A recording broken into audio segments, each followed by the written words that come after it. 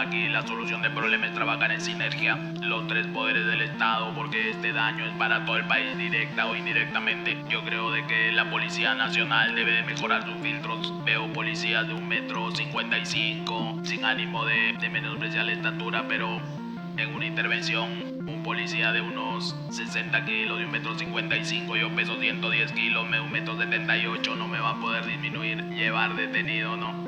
Y menos si está solo. Eso por un lado, y por otro lado, esos filtros deben de llevar a una mejor preparación. Yo creo que la policía tuvo un gran daño cuando se unificó, se eliminaron las especialidades y ahora la policía solamente es preventiva, no de investigación. Y el tema de investigación, como hablaba hace unos días con el señor Astudillo, debe haber un reforzamiento en inteligencia. Yo creo que debería regresar el GEIN, ya que tenemos la experiencia de haber triunfado contra el terrorismo, y el Estado debe de formar un equipo de élite de investigación con un capital adecuado y una formación adecuada que no se va a solucionar en un mes.